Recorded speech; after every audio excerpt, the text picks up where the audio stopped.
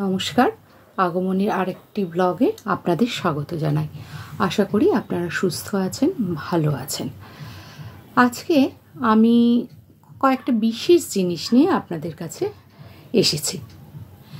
আমরা আমাদের চারপাশে তাকালেই দেখতে পারি, শহরে তো হয়, গ্রামেও কিন্তু এখন এই বিষয়টি ছড়িয়ে পড়েছে। সেটা হলো নির্মাণজাত কাজ। হ্যাঁ, তো নির্মাণজাত কাজ আমরা সকলেই সবসময় দেখছি, হয় কোনো ব্রিজ হচ্ছে, কোনো বিল্ডিং হচ্ছে, অর্থাৎ যে কোনো কনস্ট্রাকশন আমাদের চতুর্দিকে হয়ে চলেছে। কিন্তু সেটা প্রয়োজনীয়তা আছে, অবশ্যই প্রয়োজনীয়তা আছে। আরবানাইজেশনের জন্য অবশ্যই সেটি একটি গুরুত্বপূর্ণ বিষয়। কিন্তু আমাদের যেটা দেখতে হবে সেটা হচ্ছে প্ল্যান্ড ওয়েতে হচ্ছে না আনপ্ল্যান্ড ওয়েতে হচ্ছে। অর্থাৎ আরবানাইজেশনকে আমরা দুটো ভাগে সিম্পলি ভাগ করতে পারি। একটা হচ্ছে প্ল্যান্ড আরবানাইজেশন আর একটা হচ্ছে আনপ্ল্যান্ড আরবানাইজেশন। প্ল্যান্ড আরবানাইজেশন কি?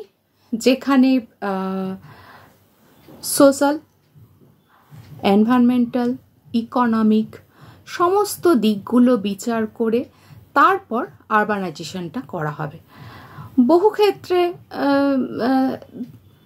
আপনারা একটু লক্ষ্য করলে দেখবেন, যেগুলো প্ল্যান্ড সিটি, যেমন হচ্ছে সল্ট লেক, কল্যাণী, তো এগুলো ভীষণ গোছানো।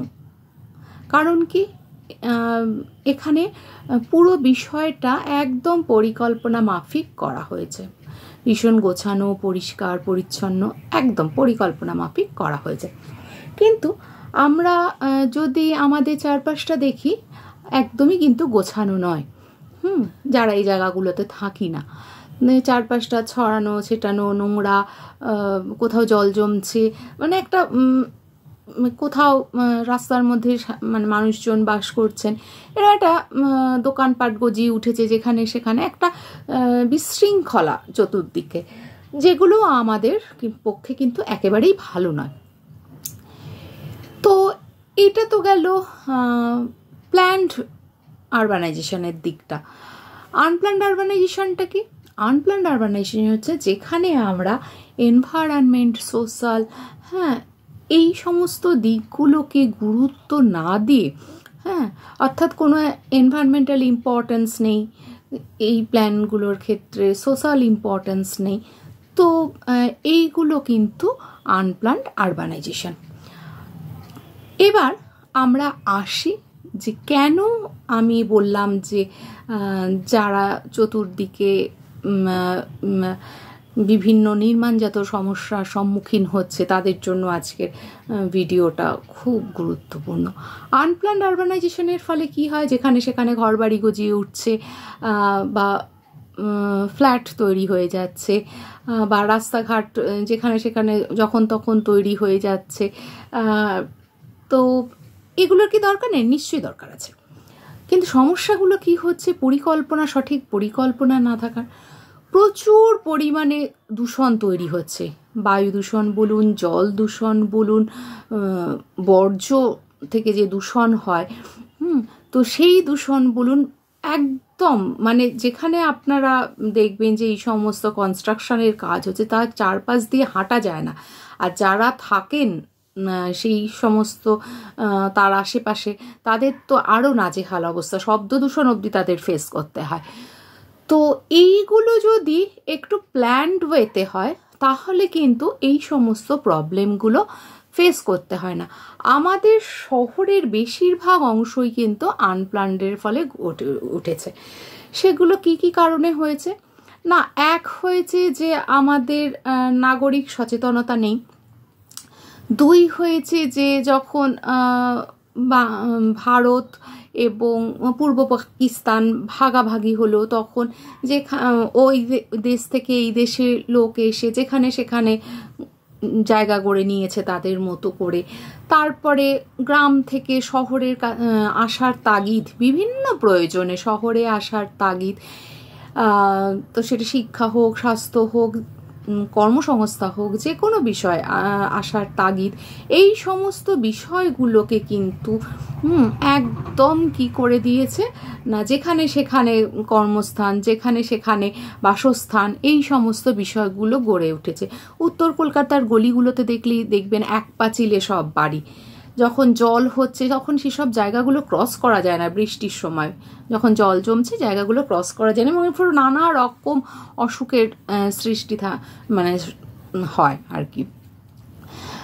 যেমন একটা সময় আমরা পড়েছি আর কি, যে আমাদের কলকাতায় ভীষণ রকম প্লেগের সমস্যা হয়েছিল।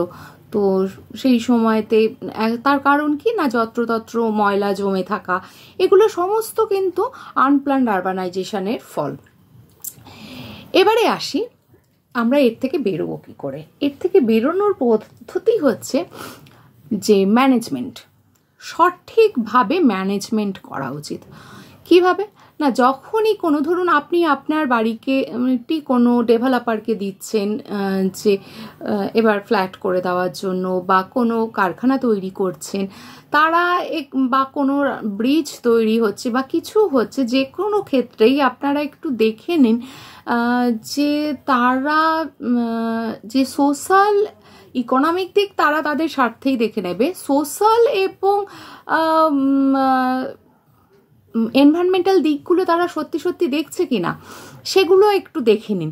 অর্থাৎ কি করতে হবে, তাদের সোশ্যালের দিকে কি দেখবে, যে যারা হয়তো এই যে এর কোনো ডেভেলপমেন্টাল ওয়ার্কের ফলে তারা যে সাফারগুলো করবে, মানে air pollution, water pollution, West generation, বা কেউ কেউ নয়েজ পলিউশন, এইসবের সম্মুখীন যারা হবে, তাদের কতটা এই সব বিষয় থেকে মুক্তি দেওয়া যায়, বা তাদের এসব প্রভাব তাদের জীবনে কতটা কমানো যায় সেগুলো, বা কেউ যদি ধরুন কোনো ব্রিজ তৈরি হওয়ার ফলে কেউ উচ্ছেদ হচ্ছেন, তো তারা সেক্ষেত্রে তাদের দোকানপত্র বা কারোর বাড়ি এসব জায়গা থেকে তাদের খালি করা হচ্ছে, তো তারা যারা সমাজের আমরা নাগরিকরা আছি তারা একটু দেখুন দায়িত্ব নিয়ে যে তারা সেই সমস্ত জায়গা থেকে উচ্ছেদ হয়ে সঠিক জায়গায় তারা তাদের বাসস্থান পাচ্ছেন কিনা, বা তারা তাদের ঠিকঠাক কম্পেনসেট করা হচ্ছে কিনা, তারা কালচারালি যে জায়গায় যাচ্ছে সে জায়গায় অ্যাডজাস্ট করতে পারছে কিনা, এগুলো হলো সমস্ত সোশ্যাল দিক।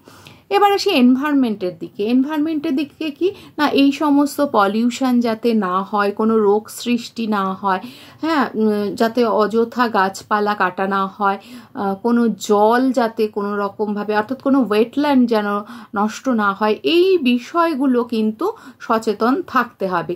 এগুলো কিভাবে সচেতন থাকতে হবে, যে কোনো ডেভেলপমেন্টাল ওয়ার্ক করার আগে ইআই অর্থাৎ এনভায়রনমেন্টাল ইম্প্যাক্ট অ্যাসেসমেন্ট, মানে কি কি খারাপ জিনিস ঘটতে পারে সেগুলো অ্যাসেস করে নেওয়া হচ্ছে কিনা, তারপরে অ্যাসেস করে নেওয়ার পর এনভায়রনমেন্টাল ইম্প্যাক্টগুলো অ্যাসেস করে নেওয়ার ফল ম্যানেজমেন্ট প্ল্যান ঠিকঠাক হচ্ছে কিনা, অর্থাৎ এগুলোকে মিটিগেট করার জন্য ঠিকঠাক প্ল্যান করা হয়েছে কিনা, প্ল্যান করার পর সেটাকে আবার বাস্তবে প্রতিফলিত করা হচ্ছে কিনা, অর্থাৎ প্ল্যানগুলোকে এক্সিকিউট করা হচ্ছে কিনা, এই সমস্ত দিকগুলো একটু আমাদের কিন্তু সচেতন হয়ে দায়িত্বশীল নাগরিক হয়ে এগুলো দেখতে হবে।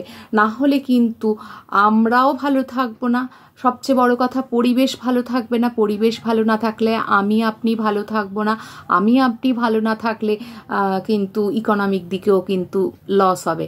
হ্যাঁ, আপনি হয়তো মনে করতে পারেন যে আপনার বাড়িটা বিক্রি করে আপনি ডেভেলপারকে দিয়ে প্রচুর অর্থ রোজগার করলেন, ঠিক কথা।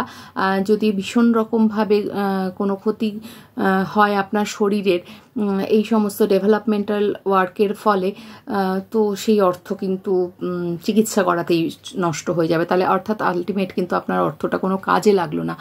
তাই যখনই কোনো কনস্ট্রাকশনের কাজ হবে, সেটা প্ল্যান্ড ওয়েতে হচ্ছে না আনপ্ল্যান্ড ওয়েতে হচ্ছে, অর্থাৎ নগরায়নের ক্ষেত্রে প্ল্যান্ড না আনপ্ল্যান্ড, সেই সমস্ত বিষয়গুলো কিন্তু অবশ্যই সচেতন নাগরিক হিসেবে দেখে নেবেন, যাতে আমরা সকলে ভালো থাকতে পারি। হ্যাঁ, আপনিও ভালো থাকতে পারেন, আপনার প্রতিবেশীরাও ভালো থাকতে পারে, বা ওই জায়গা দিয়ে যারা নিত্য যাতায়াত করেন তারাও যাতে ভালো থাকতে পারেন, এই বিষয়গুলো কিন্তু দেখে নেবেন। আর যদি কোনো অন্য কেউ এসে আপনার এলাকায় কোনো কনস্ট্রাকশনের কাজ করেন, তো তাদের কাছেও এই প্রশ্নগুলো করবেন এবং দেখে নেবেন। তো একটু সচেতনতা আমাদের মধ্যে এবার জাগার বোধহয় দরকার পড়েছে। তো সেই জন্য এগুলো একটু অবশ্যই কিন্তু মাথায় রাখবেন। তো আজকের ভিডিওটা এখানেই শেষ করছি। সুস্থ থাকুন, ভালো থাকুন, সচেতন থাকুন। নমস্কার।